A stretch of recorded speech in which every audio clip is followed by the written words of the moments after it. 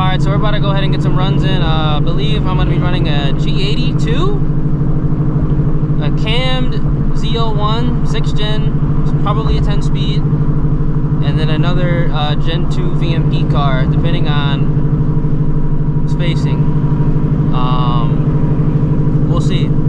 Definitely want to get it running with the Z01 and the G80, and then after that I really don't care who else I race, just for the fact that it's kind of getting late, and you know, I'm not really trying to be chasing groups around, but we're about to go to another spot, and I'm probably gonna come back here, fill up on my E85, and I'm probably gonna call this, you know, the end of my Texas 2K, just for the fact that, like, it's just kind of inconvenient doing all this. Obviously that is Texas 2K, but you know, it is what it is. A few moments later.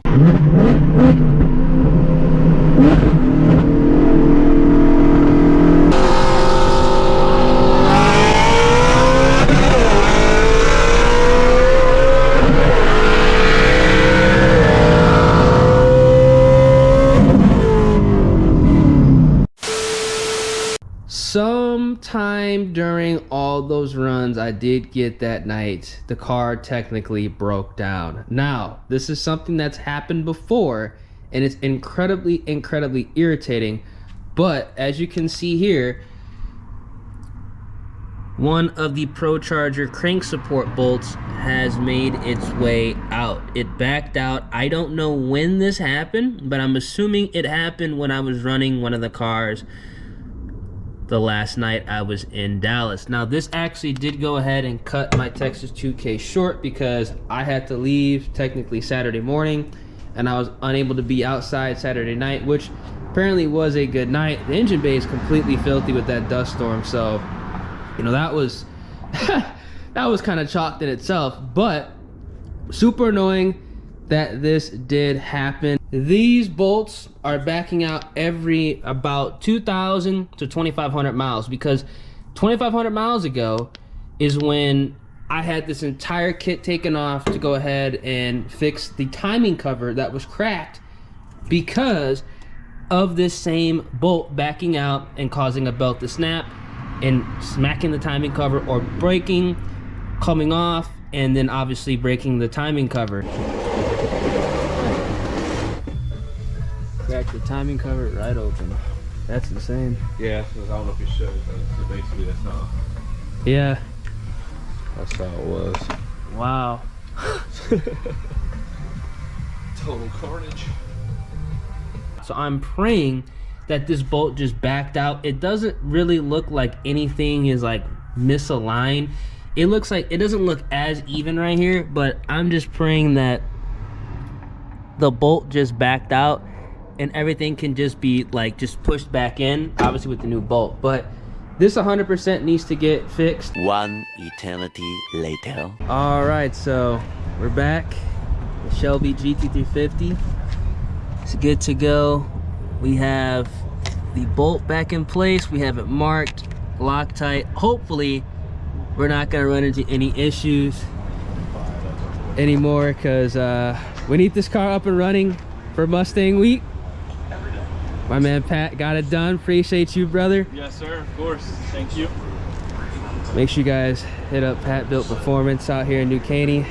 Man, it has been like 2 weeks since I've been in the car, man, for real. It's been like 2 weeks, man. Plan is to just leave the ProCharger kit on it for right now, because I wanted to have the car for Mustang Week and anything that's going to be going down around that time, because I do got my buddy Derek Baran Productions coming in for Mustang Week, so I definitely want to have this car up and running. We have another car here too, CJ GT350. You typically don't see all motor GT350s. Usually they're stock, they're boosted, or they're not really driven, but that's pretty sick. It's Louisiana car, right? Yeah, I think he actually said that, at least from the research he did on the forums, he said that he's the first GT350 with a V2 Cobra jet. Oh, really? Yeah, this is a V2 Cobra jet. This is actually sick. I like this. I like this. That's a clean setup. A lot of fast ESS cars. I'm not gonna go ahead and spill the beans on these cars. I ain't gonna do that. but these are some fast cars, y'all. Man. All I gotta say is, like, ESS kit on this car, it will make some good power. It will make some good power. I gotta get the engine bay all cleaned up because I still haven't cleaned the engine bay from Texas 2K. It's been, oh my god, like what, 3 weeks? No, almost a month, actually. Almost a month since Texas 2K. Jeez, man, I've been putting a lot of miles on this car, but I ain't gonna lie. The thing is, I know a lot of people, you know, said I was hard on ProCharger. Look, the performance, I've said it in multiple videos, the performance 100% was there. 100% undeniable. But the only issue I had was the bolt continuously backing out. Hopefully, I'm honestly praying this is the last of it. But I do want to go another route with this car because the plan is right now, well, like I said, just to leave it the way it is right now for Mustang Week. Up in the air on if I want to do the ESS kit or twin turbo. Now I know a lot of people want twin turbo on the Shelby GT350. Trust me, I do as well, but with the twin turbo kits, there's 2 times as many things that can go wrong. I like to drive my cars a lot. You know, I feel like it's better to wait to twin turbo the S650 than to do it with this car, because we all know how effective the 5.0, and we all know how just good the Gen 4 Coyotes are right now. You know, boosted NA, twin turbo on that, I already know would be absolutely amazing, because this car, this is like the quick car I can go out and just have fun with, take it to the grocery store or whatnot. I want to go ahead and turn the S650 into like the quote-unquote race car. That's the end goal, but obviously because it's not tunable yet, can't really do that. But the Shelby GT350 is a beast. You got another car here, another ESS car. Everything's boosted fuel system. Is it anti-gravity bag? No.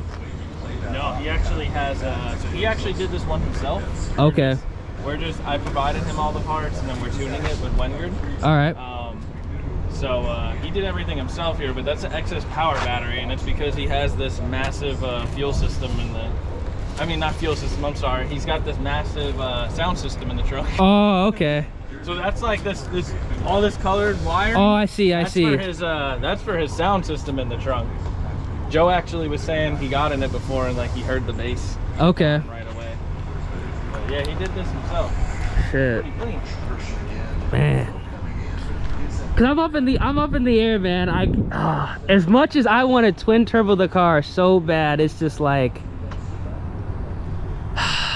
seeing the, I mean, if y'all know, y'all know. I mean, these cars, they're quick. The numbers are already the numbers. Actually, you know what? Yeah, you're right. You're right. The numbers are out on this car. I mean, this car is fast, very fast. This one's 1100 plus. So like G3R, man, dude, GT350 manifold, 5.2, 1100 fuel system. I mean, imagine 1100 in a Shelby G. I mean, that would be ridiculous. You know, rolling gears too. Yeah, like that would be, with a Sentry blower, that would be ridiculous. And that's still a 6-rib, right? So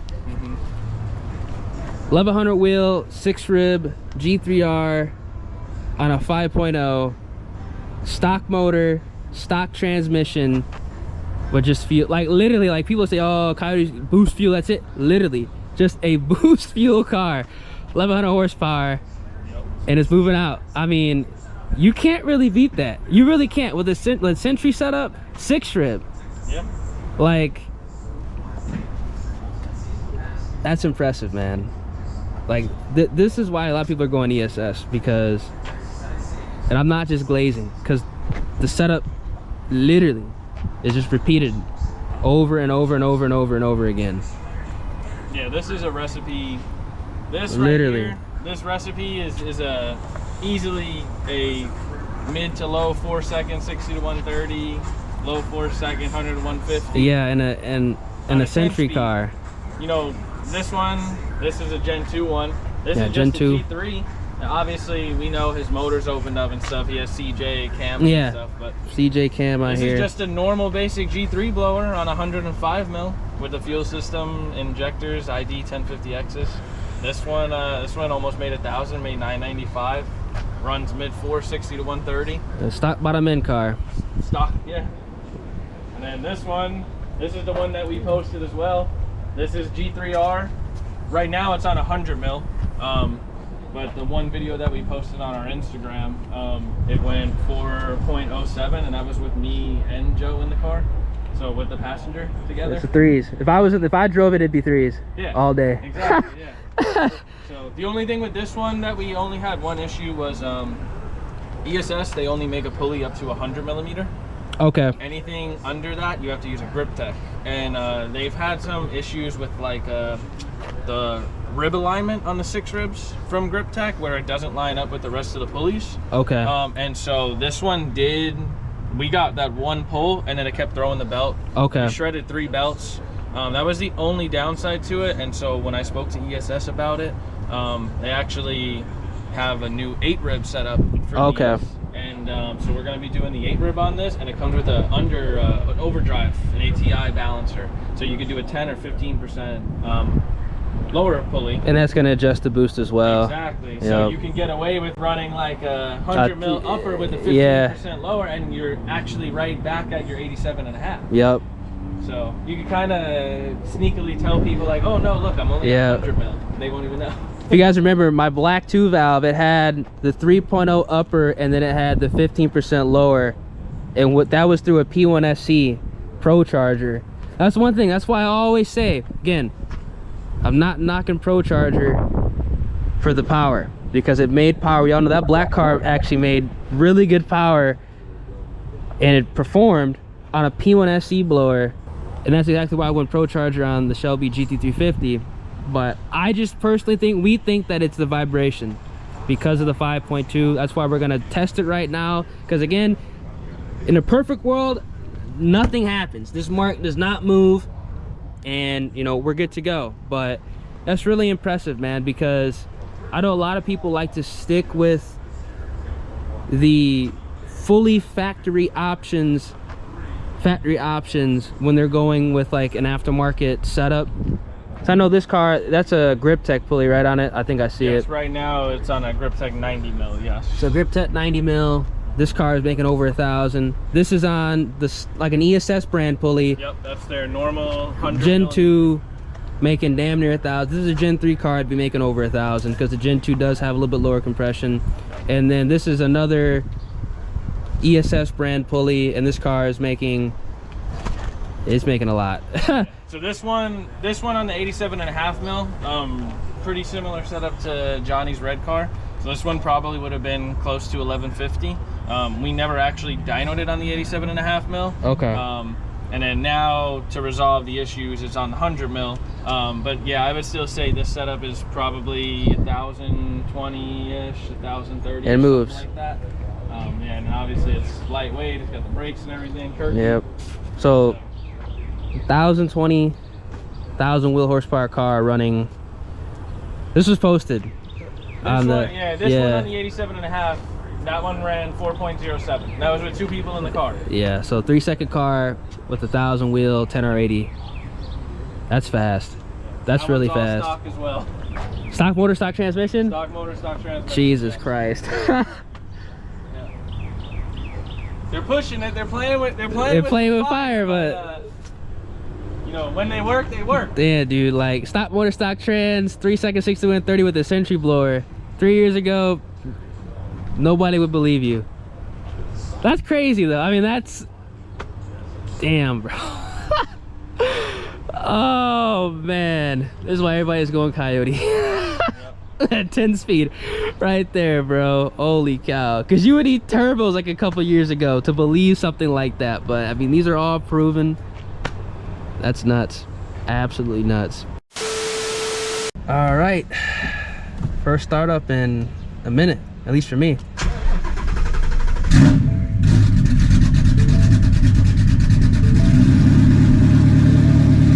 Woo! Oh, I gotta close the hood again.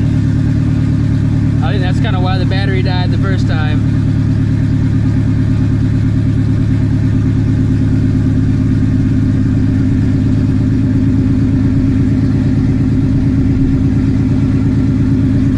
Okay, the car's actually still warmed up, or somewhat warm.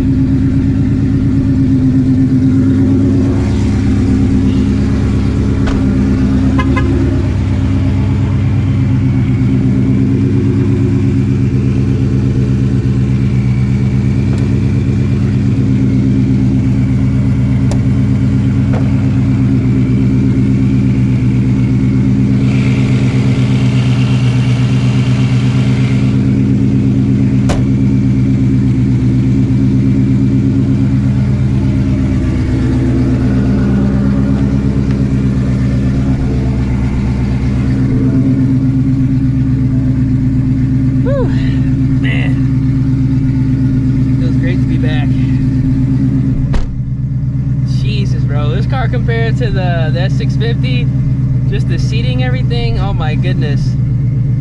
Man, it feels good to be back in this car, for real. All right, y'all, we are back on the road. I'm telling y'all right now, man, not driving this car for like 3 weeks, close to a month, has completely messed me up because, oh man, just the way everything is kind of like positioned is so weird. How you doing, officer?